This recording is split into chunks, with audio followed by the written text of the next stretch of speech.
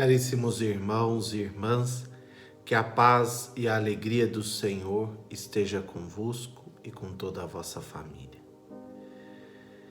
É uma alegria nos reunirmos hoje nesse 12º domingo do tempo comum, ano B, para refletirmos sobre um dos questionamentos, uma das indagações mais complexas nessa relação entre Deus e o ser humano, a questão do sofrimento. E deste sofrimento como vontade ou não de Deus. Como, será que o Senhor está comigo ou o Senhor me abandonou? Será que o Senhor está ao meu lado ou não está?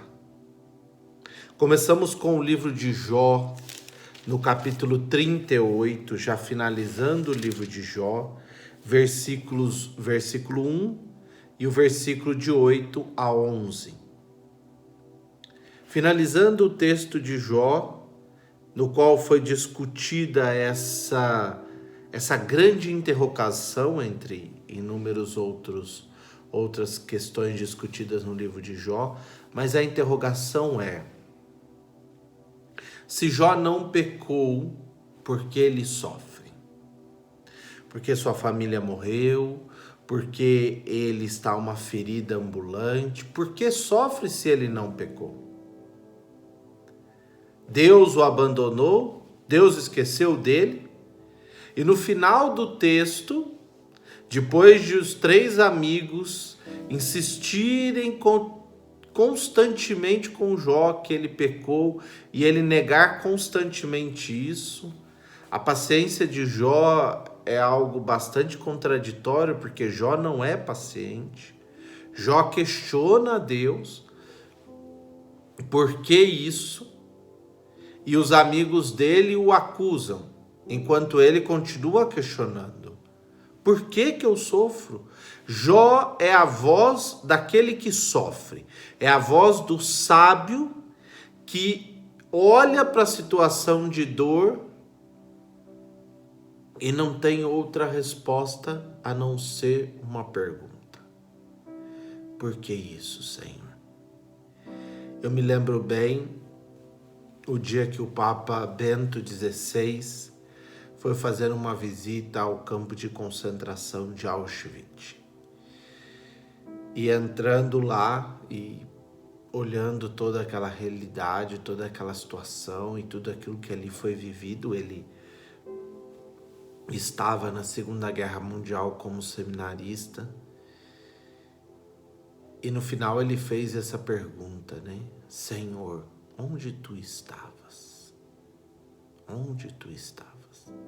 Talvez muitos podem dizer: nossa, mas vai culpar Deus por uma questão do ser humano? Não. O sofrimento, a dor, a angústia, chega a tristeza, chega a um nível tão elevado que nós nos voltamos para Deus porque sabemos que é só Ele quem nos ouve e dizemos: Senhor, onde tu estás? Esse é o grito. E o trecho de hoje, que é um trecho muito mais extenso, Deus vai dizer a Jó onde ele está. Aonde, meus irmãos e irmãs? Ao lado de Jó. Ele está ali, junto dele, não longe de Jó, não separado. Deus não abandona o ser humano.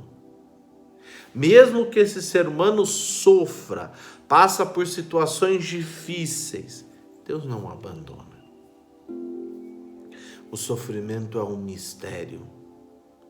João Paulo II vai dizer na Salvifici Doloris que o sofrimento é inerente à existência humana. Ele que sofreu na carne, essa dor vai dizer isso. O sofrimento faz parte da nossa existência. Mas jamais podemos dizer que a culpa é ou não do Senhor, é Deus que me mandou, isso é um castigo, isso é vontade de Deus. O Evangelho nos responde isso. Evangelho de Marcos, capítulo 4, versículos de 35 a 41. Finalizado um conjunto de milagres, finalizado os sermões sobre o reino de Deus, que ouvimos aí nos últimos 2 domingos, Jesus entra no barco para atravessar para o outro lado. É o convite aos discípulos para uma mudança de vida, para uma mudança espiritual. É preciso mudar desse lado só dos milagres para uma outra busca. E qual que é essa outra busca? No meio dessa travessia, na sua vida, na minha vida, na vida de tantas pessoas e dos discípulos, o barco começa a balançar. Muita ventania, ondas altas, e Jesus dorme numa almofada na ponta do barco. E os discípulos não sabem o que fazer. Então eles acordam Jesus.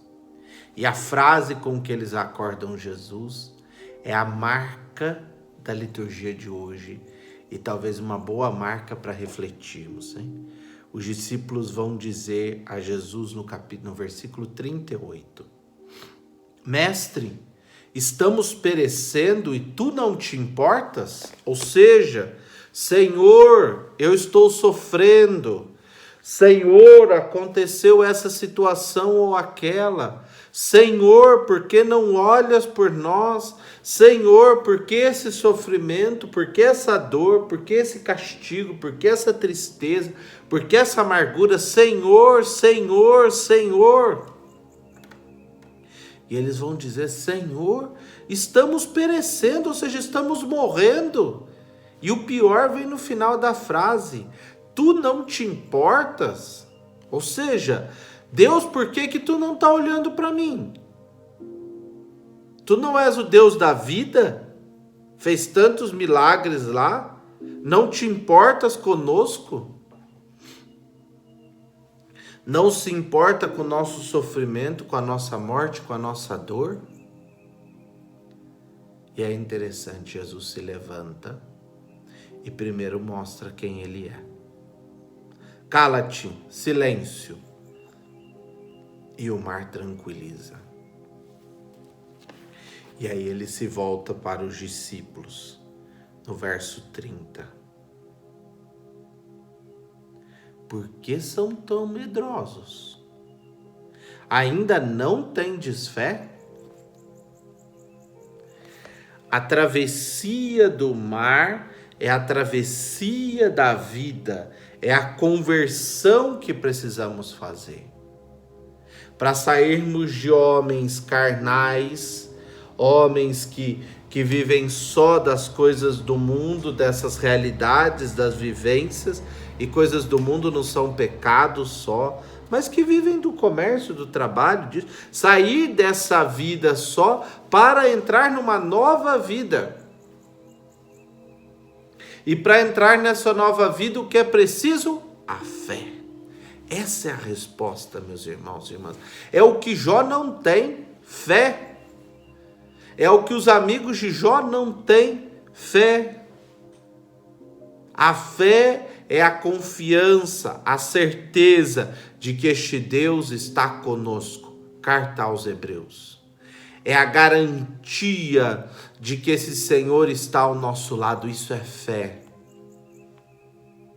Muitas vezes o seu barco balança mais do que o meu. Ou o barco de outro irmão está numa turbulência maior. A cada um de nós, nessa travessia para seguirmos Jesus, é preciso uma coisa fundamental: saber que Ele está conosco. Saber que Ele está ao nosso lado. É isso que Deus diz para Jó, é isso que Jesus diz aos seus discípulos e é isso que a liturgia diz para nós hoje. Se estamos em Cristo, segundo a leitura de hoje, segundo a carta de São Paulo aos Coríntios 5, capítulo 5, versículos 14 ao 17. Se alguém está em Cristo, verso 17, é uma nova criatura. O mundo velho desapareceu. Tudo agora é novo. Nós não nos conhecemos mais na carne. Por que não nos conhecemos mais na carne? Vai dizer São Paulo. Na natureza humana, vai dizer São Paulo. Porque agora somos homens de Deus, somos homens do Espírito, temos a nossa vida e o nosso coração voltados para Deus. Não quer dizer que esse corpo não interessa, essa vida não interessa, mas quer dizer que a partir do momento que eu aderi a Cristo, essa adesão ela é plena, ela transforma, ela transfigura, ela faz de nós homens e mulheres novos. A travessia da nossa vida precisa encontrar nesse caminho, nessa travessia, a fé. Porque nós só entramos no barco lá, naquela margem, porque nós ouvimos o chamado do Senhor. Porque compreendemos quem é que aquele homem era alguém diferente. E agora é preciso compreendê-lo, é preciso conhecê-lo, é preciso fazer a experiência desse Deus para chegarmos lá. Mas para isso, meus irmãos e irmãs, é preciso ter a coragem de atravessar. É preciso ter a coragem de fazer a travessia. Essa é a travessia da nossa vida. Certos de que o Senhor está conosco. Padre, mas se ele dorme, o que eu faço? Confie, acredite, tenha fé. Deus está conosco.